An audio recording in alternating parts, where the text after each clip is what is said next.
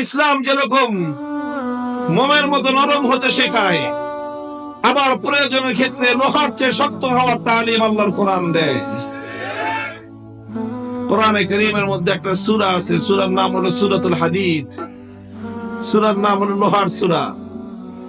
সেই সূরার মধ্যে আল্লাহ পাক আয়াত নাযিল করেছেন, লাকাদ আরসালনা রুসুলানা বিল বায়্যিনাতি ওয়া আনজালনা মাআহুমুল কিতাবা ওয়াল মিজানা লিয়াকুমান নাসু বিল কিসত ওয়া আনজালনাল হাদিদা ফীহি বা'সুন শাদীদুন ওয়া মানাফি'ু লিন-নাস।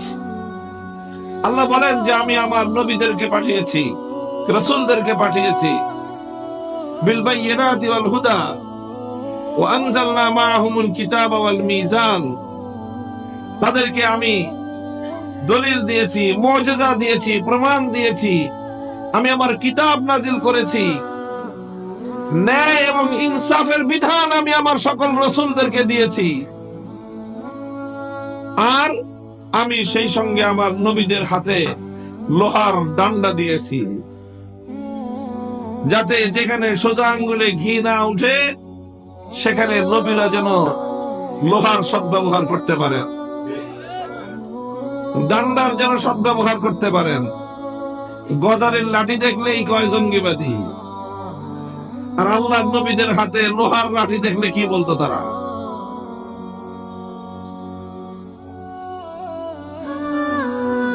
মুজিজা বা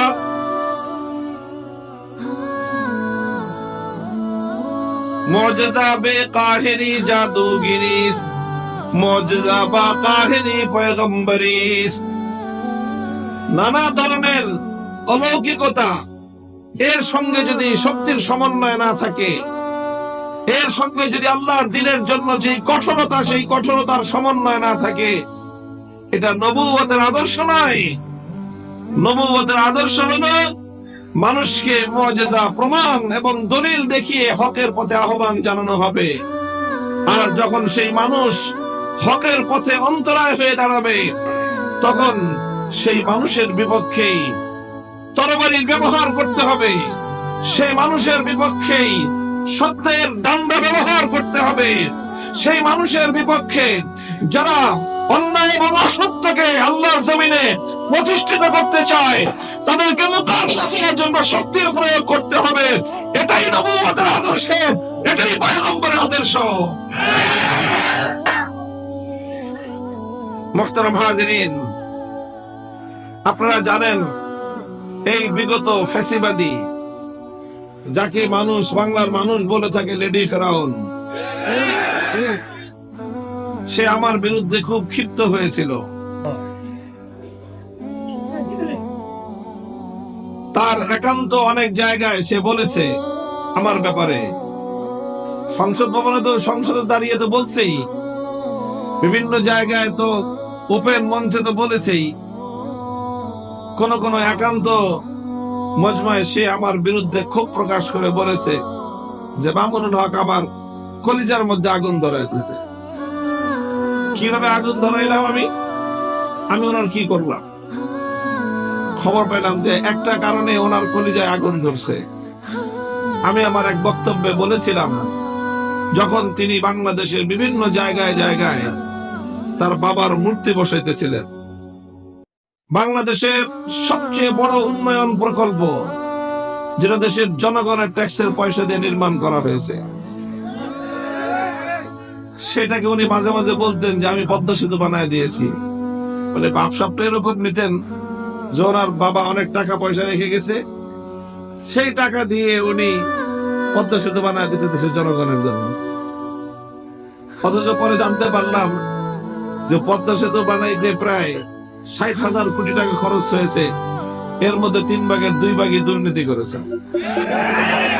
৪০,০০০ কোটি টাকা চুরি করেছেন, ২০,০০০ কোটি টাকা খরচ করেছে। এই হলো উন্নয়ন করেছেন উনি। এরকম উন্নয়ন তো দুনিয়ার সব দুর্নীতিবাজরাই করে। যাই হোক, বানাইছেন এই পদ্মা সেতু, পদ্মা সেতুর সাথে এলিভেটেড এক্সপ্রেসওয়ে, বড় রাস্তা। সেই রাস্তার কপালের উপর বিশাল এক বেদি বানাইছে। বেদি বুঝেন? বেদি বানানো হয় যে মূর্তি রাখার, বিশাল বেদি বানা। আমরা তো জানি না। ওটা আবার ঘেরাও করে রাখছে। ঢাকার এটা কি নাম এলাকার? ধোলাইখাল, ধোলাইপা। তো স্থানীয় যারা ধর্মপ্রাণ মানুষ, ইমাম সাহেব, মুয়াজ্জিন সাহেবান, তাদের তো চোখে পড়েছে। তারা জানতে পারছে যে এই বেদির মধ্যে মূর্তি বসানো হবে দেবতার। স্থানীয় লোকজন, ইমাম সাহেব, মুসল্লিরা, তারা এটার বিরুদ্ধে প্রতিবাদ শুরু করেছে।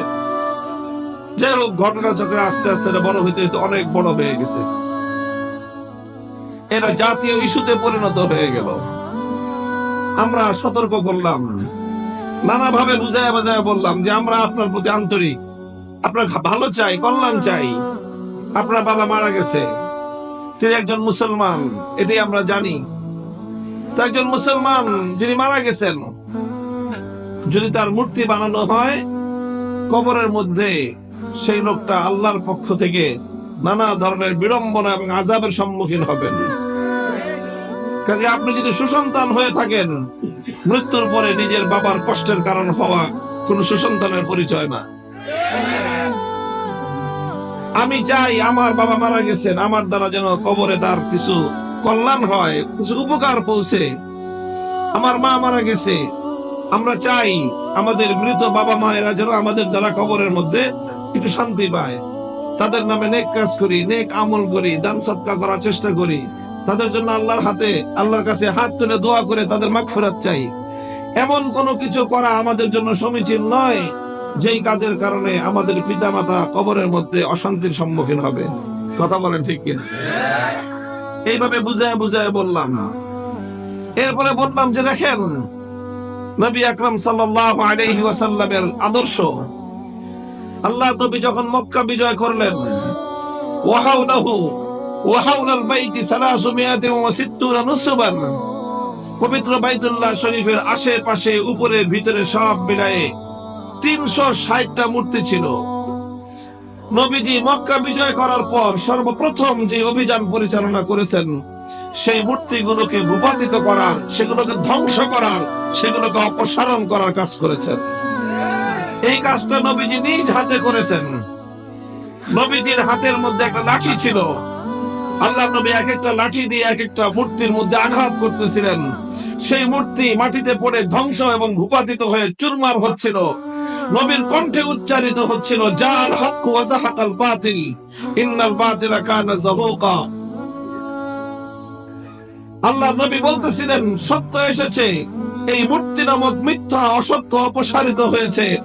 ওমা ইউবদিউল বাতিল ওয়া মা ইউঈদ, এই মূর্তি নামক অসত্য, এই মিথ্যা ধোঁকাবাজির, এই প্রতারণার এই পুতুল, এটা কোনদিন আর মুসলমানদের মধ্যে ফিরে আসতে পারবে না। এরপরে বাইতুল্লাহ শরীফের ভিতর থেকে একটা মূর্তি বের করে আনা হলো।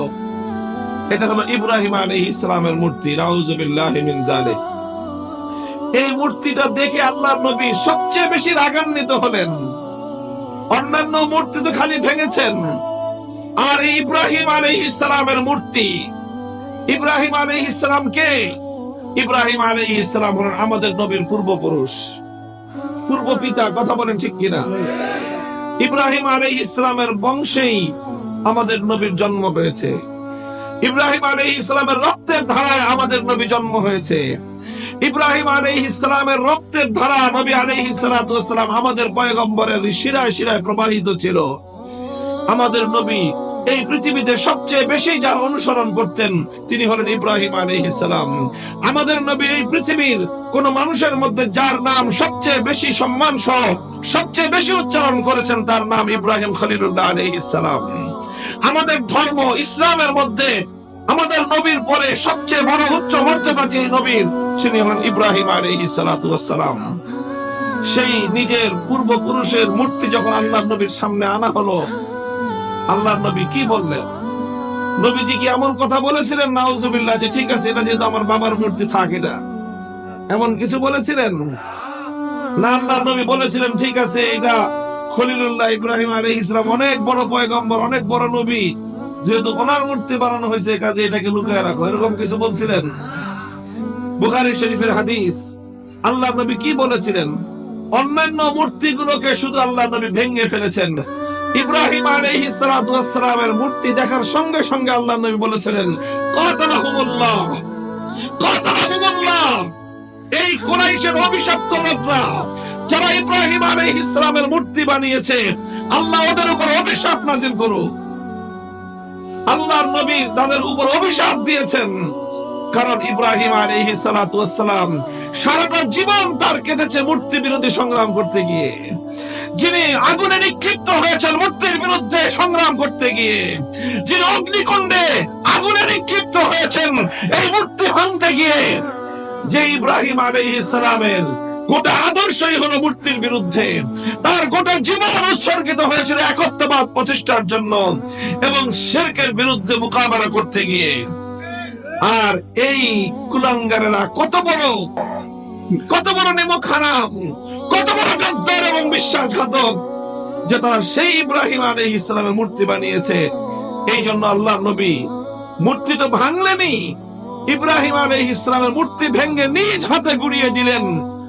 এরপরে উপরন্তু যারা ইব্রাহিম আলাইহিস সালামের মূর্তি বানিয়েছিল, তিনি তাদের উপর অতিরিক্ত অভিশাপ দিলেন যে ওদের উপর খোদার অভিশাপ পড়ুক, ওদের উপর খোদার অভিশাপ পড়ুক।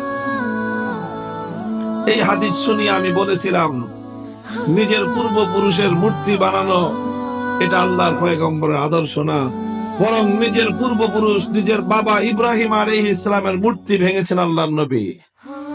কাজেই আল্লাহর পয়গম্বরের আদর্শ হলো নিজের বাবার মূর্তি বানানো, মূর্তি ভাঙা, মূর্তি বানানো নয়। যারা নিজেদের পূর্বপুরুষদের মূর্তি বানায় তারা কোশ্চেন নবী মুহাম্মদের রাসূলুল্লাহ অনুসারী হতে পারে না, তারা আবু জাহালের প্রেতাত্মা।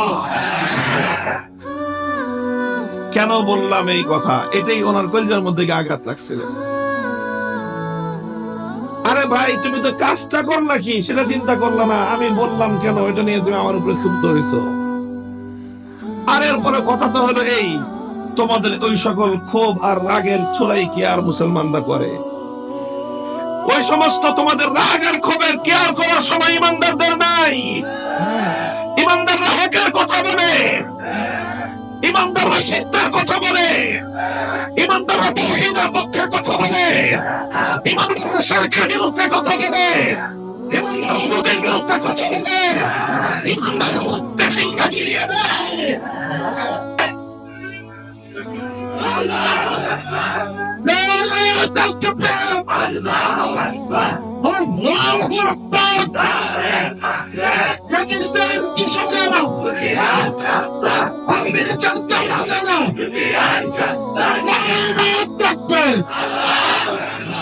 মুহতারাম হাজিরিন, বলতেছিলাম এই যে রাগ এবং ক্ষোভ, আমরা মনে করি যে আল্লাহর দ্বীনের জন্য আমাদের এই দুশ্মনী, এটা আমাদের জন্য কিয়ামতের দিন আল্লাহর নিকট নাজাতের জরিয়া হবে।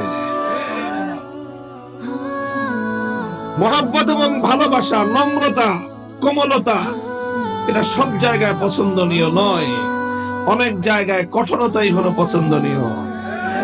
অনেক জায়গায় দৃঢ়তা প্রদর্শন করা, এটাই হলো আল্লাহর পয়গম্বরের সুন্নাত।